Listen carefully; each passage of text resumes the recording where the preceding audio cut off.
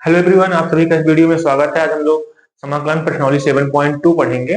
प्रश्नावली 7.1 में हम लोगों ने इससे पहले कंप्लीट किया था 7.1 पूरा। आज हम लोग 7.2 पढ़ेंगे। अब इसको हम लोग स्टार्ट करते हैं।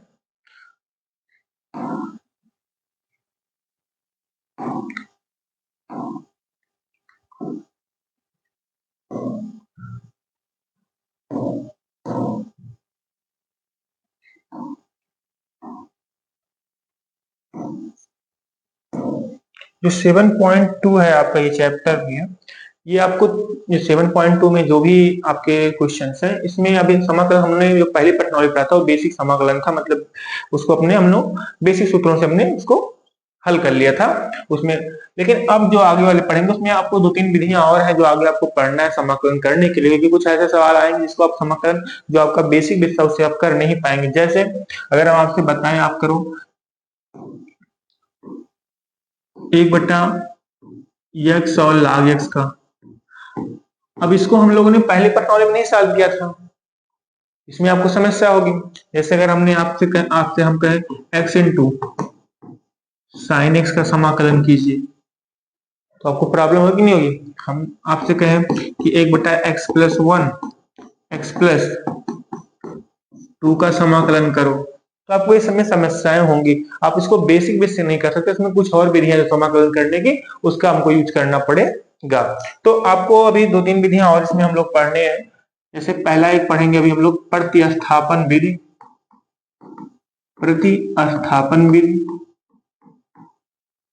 इसके बाद हम लोग एक पढ़ेंगे दूसरा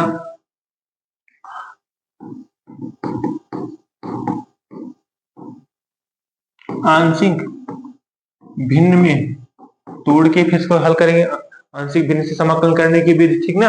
आंशिक भिन्न से समाकलन करने की विधि,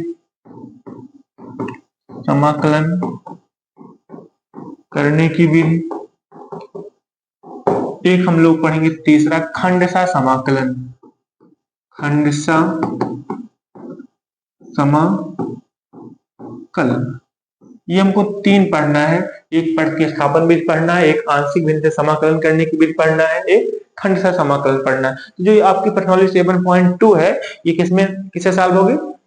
प्रतिस्थापन विधि से। कुछ सवाल हम लोग बेसिक विधि से भी जो कर पाएंगे उसको हम लोग कर लेंगे, लेकिन जो नहीं सॉल्व होंगे किससे करेंगे हम लोग? प्रतिस्थापन विधि से। हम चलो आपको समझाते हैं प्रतिस्थापन विधि से, फिर बाद में जब हम लोग आगे वाली प्रश्नावली पढ़ेंगे तो आपको आंशिक भिन्न से समाकलन करना सिखा देंगे, और इसके बाद हम लोग खंडशः समाकलन से भी करेंगे।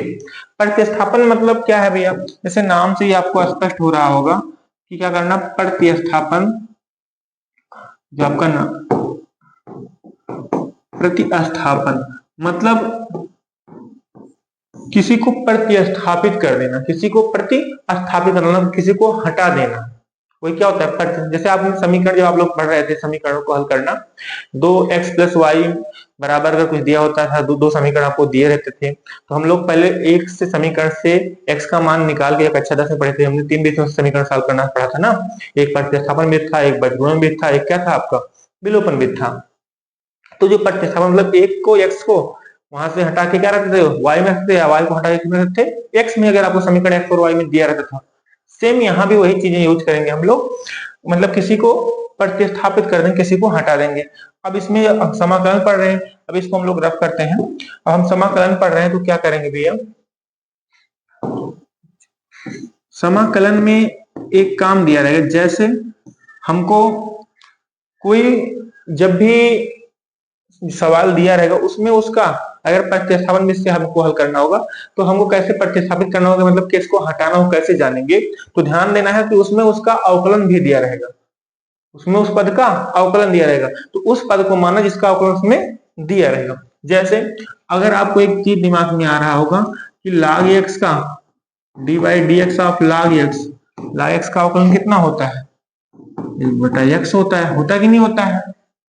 तो अब आपको इसमें किसमें देखो 1/x है भी और log x भी है, तो इसमें log x को मानना है। क्या मानना है? log x को प्रतिस्थापित करना है। किसको प्रतिस्थापित करना है? log x को। जैसे यहाँ दिया है आपको। अब ये आपका दूसरा मेथड यहाँ पे लगेगा, खंडशः समाकलन लगेगा। ये क्या हो जाएगा? प्रतिस्थापन से हल हो जाएगा। और ये वाला कौन सा विधि लगेगा यहाँ पे? खंडशः।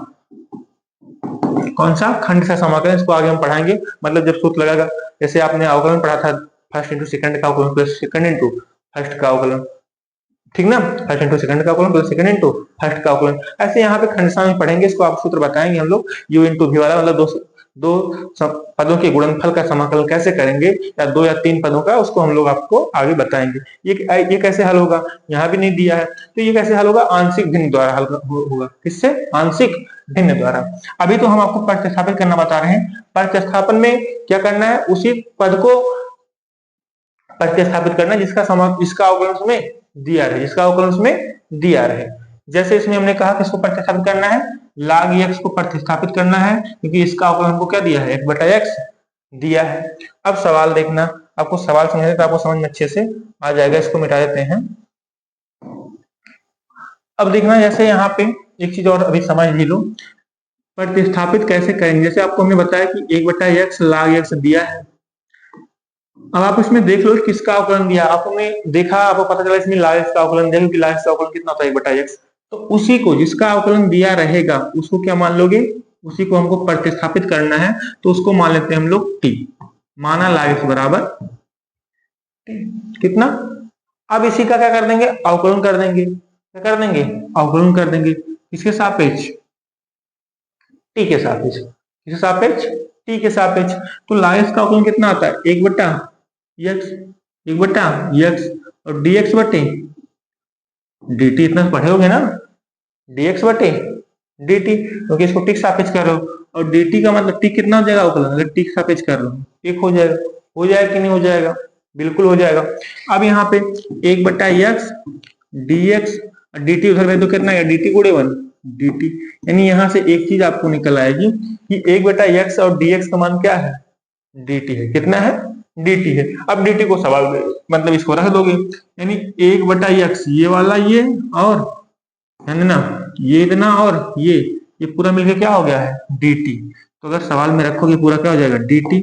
और 1/log x, मतलब log x क्या माने थे आप, t माने थे, तो 1 क्या हो जाएगा t, क्योंकि log x क्या माने थे आप, t, 1/t। अब 1/t का हमको क्या करना है, 1/t का क्या करना हमको, समाकलन। अब बताओ 1/t का समाकलन हमको पता है कि नहीं पता है, आपको हमने बताया था क्या होता है, log mod t प्लस में c।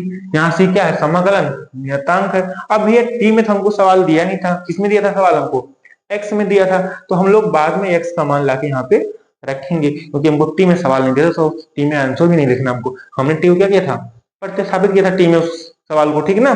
तो t का मान रखो, कितना आएगा t का मान, t का मान क्या है, log x। तो क्या हो जाएगा भैया, log mod log x plus में c, यही से क्या हो जाएगा, आंसर हो जाएगा। ठीक है ना। अब ऐसे हम लोग सवाल को हल करेंगे, ऐसे आपको प्रतिस्थापित करना है, उसी को मानना है जिसका आपको वहां पे अवकलन दिया रहेगा। ओके, चलो हम लोग सवाल करते हैं। आपको एक सामने उदाहरण से आपको समझाया था, आपको समझ में आया होगा, ठीक है। अब सवाल क्या दिया है, ध्यान देना। क्वेश्चन नंबर जो आपका इसका पहला है, इसको हम लोग सॉल्व करते हैं। 7.2 का क्वेश्चन नंबर फर्स्ट क्या है, 2x बटे में 1 प्लस x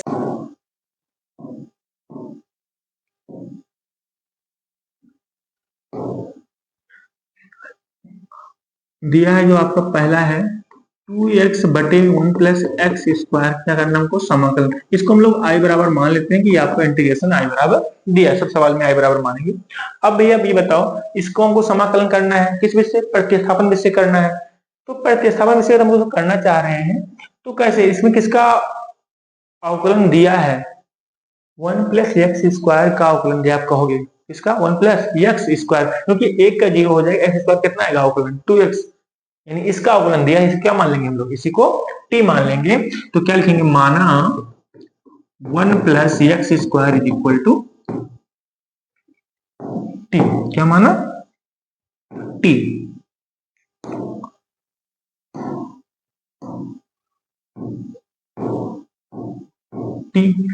ओके, अब इसका क्या करेंगे हम लोग, अवकलन करेंगे, कैसे सापेक्ष करते हैं, t के सापेक्ष करते हैं, इसमें मानते हैं। तो इसका कितना आएगा 0, एक्स स्क्वायर कितना आता है 2x, और dx बटे dt, और बराबर में कितना आएगा 1। अब आप लोग क्या लिख सकते हो उसको, 2x dx बराबर dt गुणे 1 dt। आया कि नहीं आएगा, अब आप कहोगे बिल्कुल आएगा। अब इसका भैया 2x dx का मान क्या है, यहाँ पे रख दो। तो 2x dx का मान क्या है, dt में निकाल लिया है। तो अगर इसमें इंटीग्रेशन में रखें तो ये हो जाएगा dt, और 1 प्लस एक्स स्क्वायर का मान कितना आया है, t आया है। अब इसका तो हम लोग को समाकलन पता है, क्या पता है, 1/t dt पता है, होता है कि नहीं होता है, कितना होता है आपको बताया गया था, log mod t प्लस में c। अब t का मान रख दो, t का मान दिया हम, क्योंकि हमारा समाकलन जो दिया था, सवाल दिया था वो x में दिया था ना, तो आंसर किसमें आना चाहिए, x में आना चाहिए। तो अगर इसको आंसर x में करना है तो log t का मान कितना है, 1 प्लस एक्स स्क्वायर प्लस में c। तो ये आपके फर्स्ट वाले सवाल का क्या हो गया, आंसर हो गया। बात समझ में एकदम ना। क्वेश्चन नंबर हम लोग सेकंड हल करते हैं। तो क्वेश्चन नंबर सेकंड क्या कह रहा है, इसको मिटा देते हैं।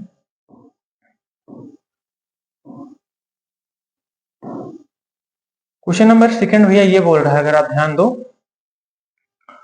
क्वेश्चन नंबर सेकंड ये कह रहा है log x का होल स्क्वायर बटे में x। तो इसको भी इंटीग्रेशन बराबर लिख लेते हैं, सब में लिख लेंगे ऐसे हम लोग, log x का होल स्क्वायर बटे में x। अब बताओ इसमें किसका अवकलन दिया है, आप कहोगे log x का अवकलन दिया गया है, क्योंकि log x को जब हम t मानेंगे कितना आएगा, 1/x आएगा ना, log x का अवकलन कितना होता है, 1/x। तो जिसका दिया उसको मान लेंगे, क्या t मान लेंगे। हम लोग क्या लिखेंगे, माना log x बराबर t। अब भैया log x का अवकलन करें कितना आएगा, 1/x और dx, और t एक हो जाएगा dt आएगा। अब इसको हम एक लाइन में लिख लिया करेंगे, 1/x dx बटे dt आता है, dx बटे क्या आता है dt, और फिर इसका कितना आता है, एक आता, गुणा करेंगे तो क्या हो जाएगा, dt उधर जाएगा ना।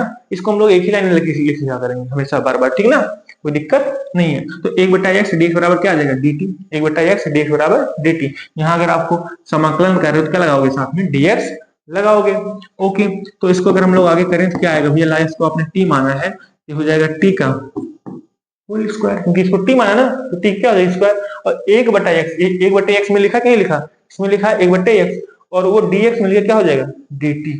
ये वो 1/x dx मिलकर क्या हो जाएगा dt। सवाल आपका ये हो गया। कितना सवाल कठिन था, कितना सवाल क्या हो गया आसान, ये आपके दिमाग में आ रहा होगा ना। यहाँ पे तो एक लिखा, एक रहा हो कि नहीं होगा, 1/x ये पूरा वाला फंक्शन मिलकर क्या हो जाएगा आपका dt हो गया, तो dt लिख दिया हम। बात समझ में आई ना। अब इसको करें अगर हम लोग तो कहोगे आई टी स्क्वायर का कौन सूत्र लगाएंगे, यहाँ पे x पावर n वाला समाकलन क्या होता है, x पावर n प्लस 1 बटे में n प्लस 1 प्लस में c, यही तो होता है ना। तो ये सूत्र लग जाएगा भैया यहाँ पे। तो क्या आएगा आपका, t की पावर 2 प्लस 1 बटे में 2 प्लस 1 प्लस में c, यही तो आएगा ना।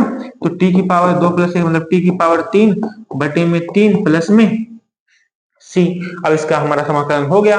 अब ये t में तो दिया नहीं था सवाल, तो t में आंसर भी नहीं होगा, t का मान रख देंगे। t का मान कितना है, log x, तो रख दो, कितना आएगा log x का होल क्यूब बटे में 3 प्लस में c। यहाँ c क्या है, समाकलन नियतांक।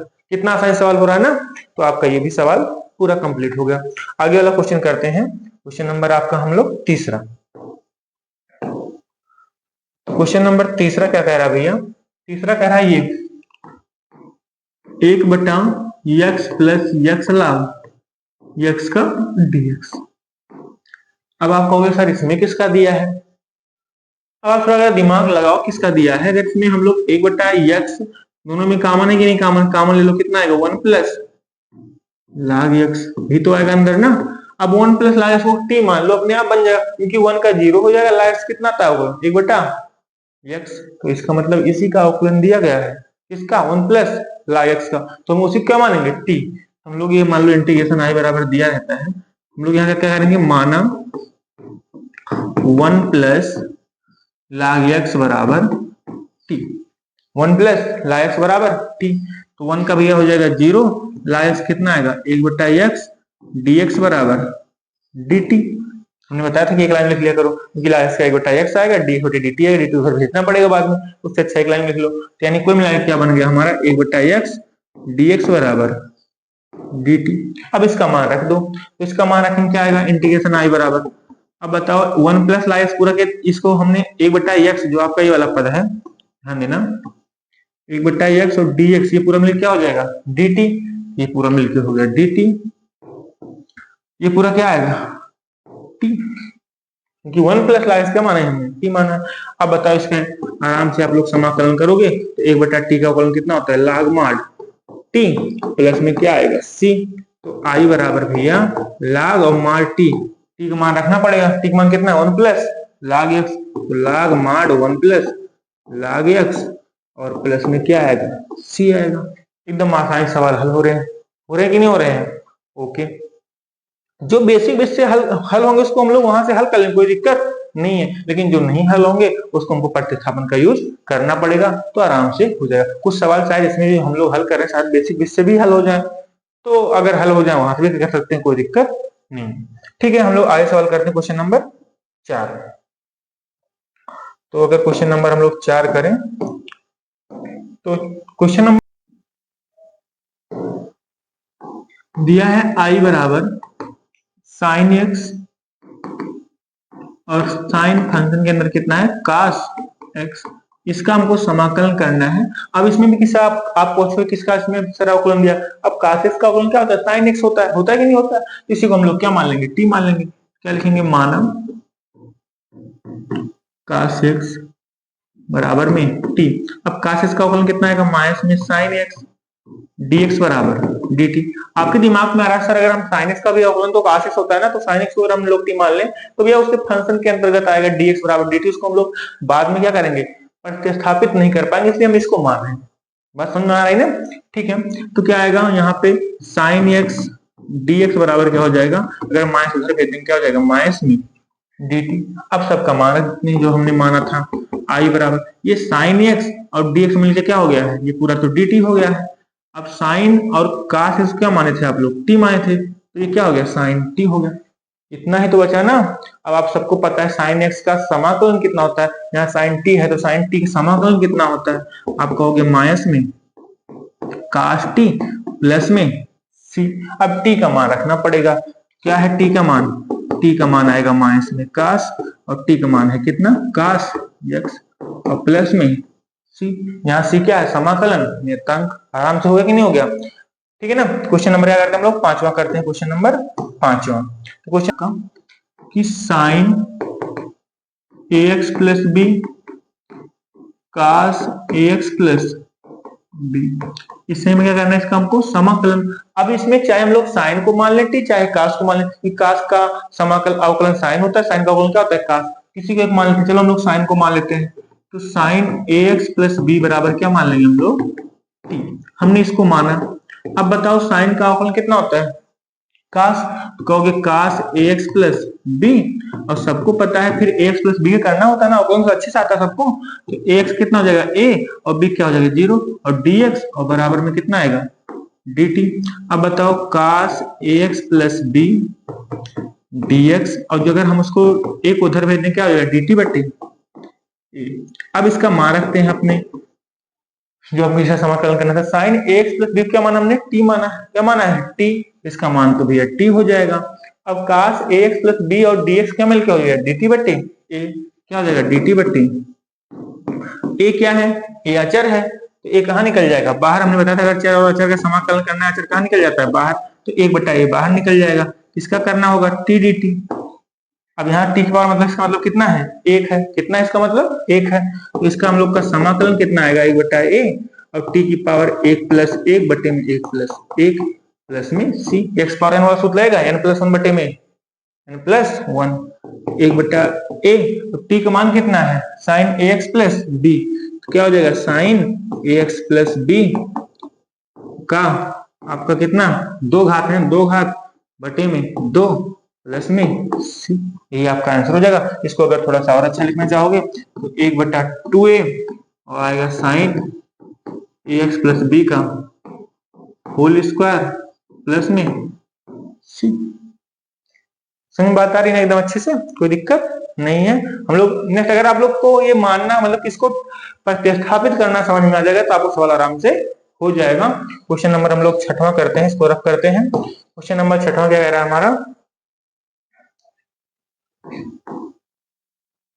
समाकलन करना है किसका भैया ax प्लस b का, इसका dx करना। आप देखो ये बिना प्रतिस्थापन के डायरेक्ट हल हो जाएगा, इसमें कोई दिक्कत नहीं, तो हम लोग डायरेक्ट कर लेंगे, इसका नहीं प्रतिस्थापन से कोई जरूरत है, उसको डायरेक्ट हम लोग कर लेंगे। कैसे करेंगे इसको देखो, अगर आप लोग को डायरेक्ट करना तो कोई बेसिक तरीका आपको पता है, तो बेसिक से अगर हल हो जाए उससे हल करेंगे, क्या मतलब प्रतिस्थापन लगाने की। तो ए एक्स प्लस बी की पावर कितना आ गया यहाँ पे 1/2, और एक्स पावर एन वाला क्या लगा देंगे यहाँ पे सूत्र, तो एक्स पावर एन वाला सूत्र लगाएंगे, कितना आएगा भैया ए एक्स प्लस बी की पावर n+1 बटे में n+1। लेकिन अब जो भैया एक्स प्लस बी का जो होता है, जो एक्स का गुणांक होता है कहाँ आता है नीचे, तो गुणे में क्या आएगा 1/a आएगा, और प्लस में c। ये तो आपको पता है ना, जो गुणांक होता है अगर वो एक्स का, वो कहाँ आता है नीचे आता है। तो क्या हो जाएगा, अगर इसको थोड़ा सा सॉल्व करो, ax प्लस बी, इसको 1/2 एक जोड़ो कितना आएगा 3/2, 2 1 के तो 2 1 3, यहाँ पे कितना आएगा 3/1/a प्लस में c। अब 2 कहाँ चला जाएगा पलट के ऊपर, तो 2/3, और a यहाँ गुणा गया नीचे 2/3a, ax plus B power में 3/2 प्लस में।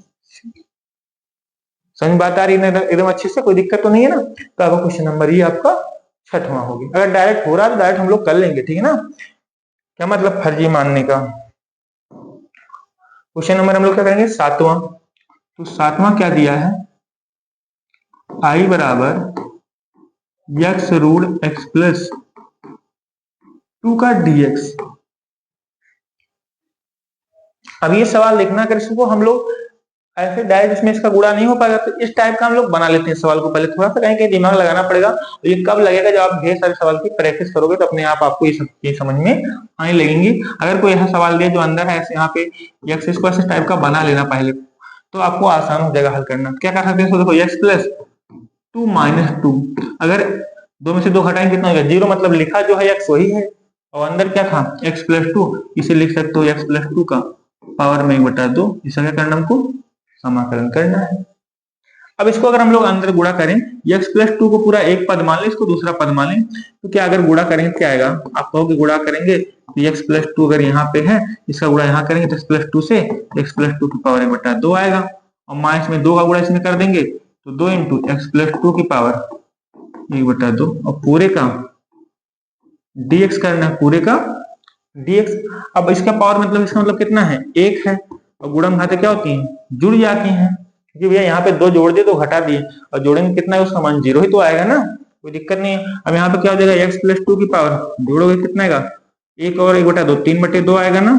इसका समाकलन अलग कर लेंगे, माइनस में 2 आचार्य बाहर निकल जाएगा, x प्लस 2 की पावर 1/2 का समाकलन अलग कर लेंगे। अब ये लोग डायरेक्ट ये सब सवाल हल हो जा रहे हैं, इसको डायरेक्ट कर लेंगे, तो मानने की जरूरत नहीं है। तो क्या हो जाएगा x पावर n वाला सूत्र लगाएंगे, क्या सूत्र होता है x प्लस 2 की पावर 3/2 प्लस में 1 बटे में 3 प्लस 2 प्लस में 1 माइनस 2, यहाँ क्या आएगा x प्लस 2 की पावर 1/2 प्लस में 1 बटे में 1/2 प्लस में 1, और प्लस में क्या हो जाएगा समाकलन हो गया c।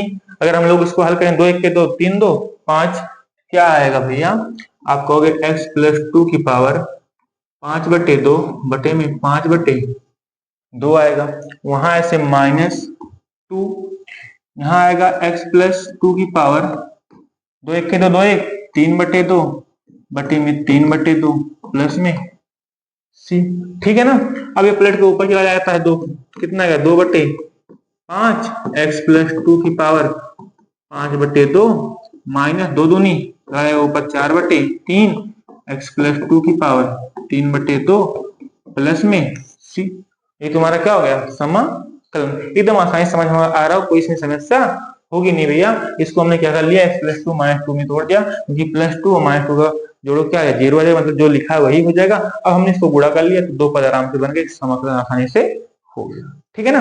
अगला क्वेश्चन करते हैं, क्वेश्चन नंबर आपका हम लोग 8वां करते हैं, इसको रफ कर देते हैं, एक बार नोट कर लो, नोट करना है। क्वेश्चन नंबर आपको 8वां अगर करें, 8वां दिया भैया क्या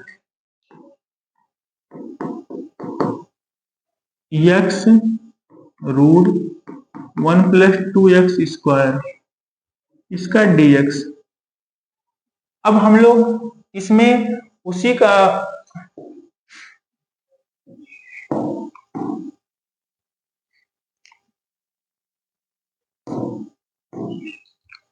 dx। अब इसमें हम लोग किसको t मानेंगे?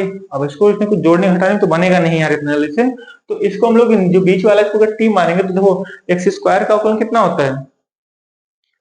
एक्स 2x होता है ना, बाद में x वहां से मिल जाएगा ना, तो हम इस पूरे को t मानेंगे, इससे आसान हो जाएगा सवाल करना। तो क्या करेंगे हम लोग 1 माना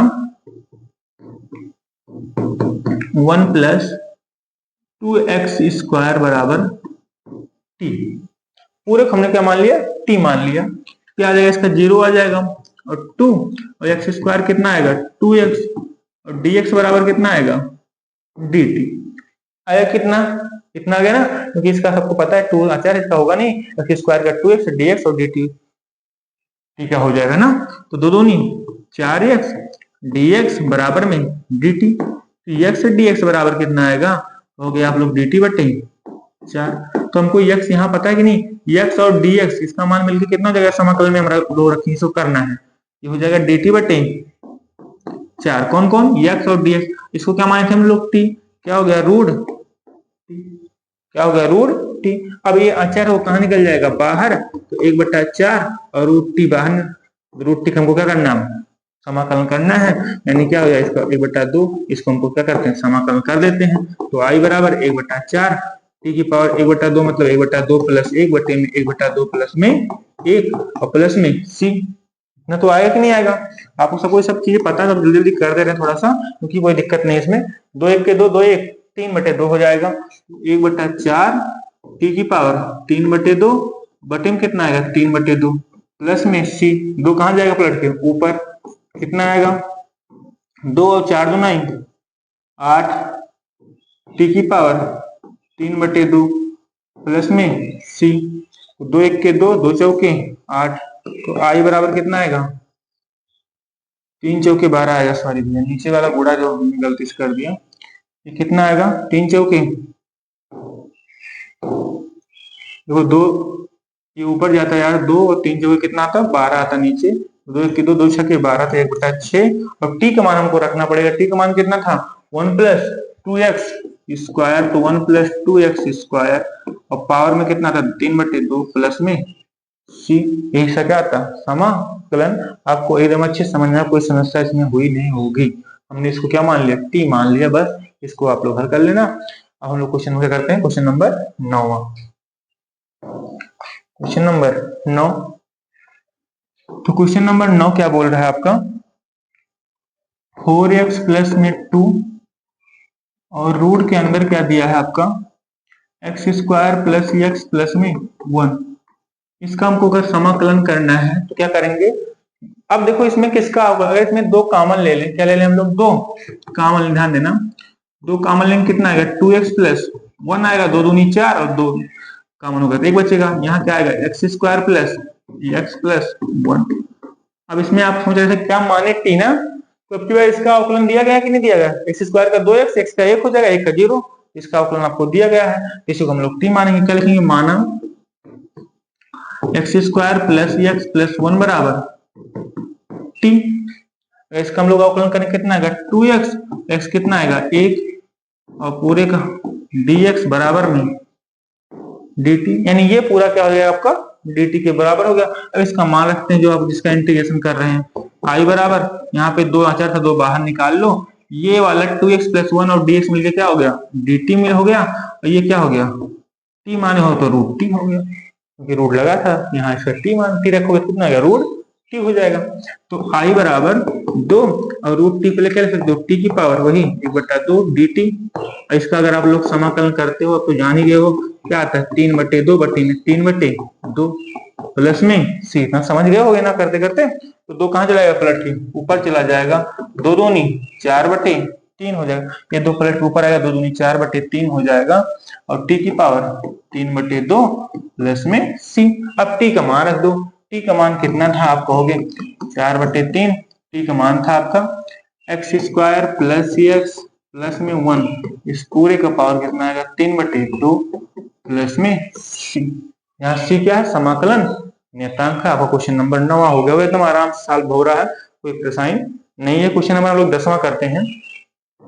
क्वेश्चन नंबर 10वां। क्वेश्चन नंबर 10वां क्या कह रहा है भैया? आई बराबर 1/x माइनस में रूट एक्स। अब कहोगे सर इसमें किसका अवकलन दिया गया है? कुछ सवालों में आपको थोड़ा सा दिमाग लगाना पड़े किसका दिया है। अब देखो दोनों में कॉमन क्या है, आप कहोगे अगर दिमाग लगाओगे दोनों में कॉमन क्या है, इस जो x है इसे क्या लिख सकते हो आप लोग, root x into root x लिख सकते हो कि नहीं, एक्स हो जाएगा और माइनस में क्या दिया है रूट एक्स dx। अब आई बराबर इन दोनों में सब में कॉमन क्या है, दोनों में रूट एक्स कॉमन है कि नहीं कॉमन है, अंदर क्या बचेगा यहाँ पे रूट एक्स और क्या बचेगा माइनस में, यहाँ रूट एक्स कॉमन ले लो तो माइनस में एक बचेगा dx। अब इसी को t मानो क्योंकि रूट एक्स का अवकलन कितना होता है 1/2 रूट एक्स होता है कि नहीं होता है, वो याद होगा ना। तो क्या मानेंगे फिर हम लोग माना रूट एक्स माइनस 1 बराबर में t। अब इसका अवकलन करो तो रूट एक्स का अवकलन आपको पता होगा 1/2 रूट एक्स होता है। कैसे होता है, एक्स पावर 1/2 सूत्र लगा लेना यानी एक्स पावर n माइनस 1 वाला, और इसका हो जाएगा 0 और फिर कुल मिला के माइनस 0 और क्या आएगा dx, इसका हो जाएगा dt। कुल मिला के ये आएगा 2 रूट x dx बराबर क्या आएगा dt आएगा। तो हमको यहाँ पे सिर्फ क्या दिया है रूट एक्स दिया है तो 2 को उधर भेज देंगे तो ये आपका रूट एक्स dx बराबर क्या आएगा 2 जाएगा उधर क्या जाएगा 2 dt, यानी 1/रूट एक्स और dx क्या रख देंगे 2 dt और इसको क्या माने हैं t माने हैं। तो i बराबर क्या आएगा आप ध्यान देना, ये 1/रूट एक्स और dx क्या हो गया 2 dt, तो यहाँ आएगा 2 dt और इसको क्या माने हैं t माने हैं, तो 1 क्या बचेगा t बचेगा और 2 कहाँ निकल जाएगा, अचर है तो बाहर निकल जाएगा 2 1/t dt और 1/t का मान कितना होता है log mod t प्लस में c। अब t का मान रख दो, t का मान दिया क्या था आप कहोगे 2 log और mod t का मान दिया क्या था रूट एक्स माइनस 1 प्लस में c। ये आपका सवाल सॉल्व हुआ। कोई प्रॉब्लम हो तो आप लोग बताना। क्वेश्चन नंबर 10 के आगे हम लोग कल सॉल्व कर लेंगे, तब तक इतना थोड़ा थोड़ा आप लोग देखते रहना, जिससे आपको ज्यादा अच्छे से समझ में आएगा, कोई प्रॉब्लम भी नहीं होगी। आप लोग इसको एक बार फिर से रिवाइज कर लेना कोई समस्या हो, और इसको आप लोग एक बार अच्छे से देखना, आपको सब समझ में आएगा। और अगर आपको सेशन पसंद आया हो तो लाइक शेयर सब्सक्राइब जरूर करना। थैंक यू, धन्यवाद, मिलते हैं हम लोग कल, ठीक है ना।